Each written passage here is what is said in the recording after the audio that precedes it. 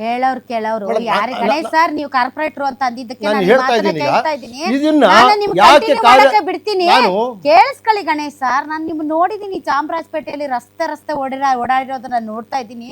ನಮ್ ಕಾನ್ಸ್ಟಿಟ್ಯೂನ್ಸಿ ನೀವು ನಾನು ನೋಡಿದೀನಿ. ಈಗಲೂ ಪಾಪ ಓಡಾಡ್ತೀರಾ, ಬನ್ನಿ ಸರ್ ಒಂದು ಆಧಾರ್ ಕಾರ್ಡ್ ಮಾಡಿಸ್ಬೇಕು ಅಂತ ಹಂಗೆ ಸ್ಕೂಟಿ ಹಾಕೊಂಡು ಓಡ್ ಬರ್ತೀರಾ. ಈಗ ಹೇಳೋರು ಕೇಳೋರು ಯಾರಿದ್ದಾರೆ?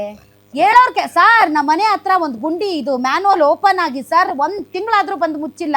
ಯಾರಿಗೆ ಹೇಳೋಣ? MLA ಸಿಗ್ತಾರಾ? ನಮ್ಗೆ MLA ಸಿಗ್ತಾರೇನ್ರಿ? ಜಮೀರ್ ಅಹಮದ್ ಖಾನ್ ಸಿಗ್ತಾರಾ?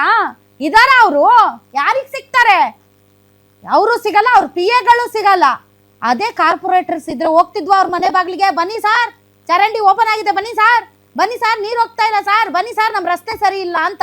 ಎಷ್ಟು ವರ್ಷ ಆಯ್ತು ಸ್ವಾಮಿ? ಎಷ್ಟು ವರ್ಷ ಆಯ್ತು ಬೆಂಗಳೂರಿಗೆ ಯಾರು ಇಲ್ದೆ, ಅಪ್ಪ ಅಮ್ಮ ಯಾರು ಇಲ್ದೆ? ಎಷ್ಟು ದಿನ ಆಯ್ತು ಹೇಳಿ? ಒಂದು ಎಲೆಕ್ಷನ್ ಮಾಡೋ ಯೋಗ್ಯತೆ ನಿಮ್ಮ ಪಾರ್ಟಿಯವ್ರಿಗಿಲ್ಲ, ಅವ್ರ ಪಾರ್ಟಿಗೂ ಅವ್ರಿಗೂ ಇಲ್ಲ. ಹೇಳೋರಿಲ್ಲ, ಕೇಳೋರಿಲ್ಲ. MLAಗೆ ಬೇಕಾಗಿಲ್ಲ.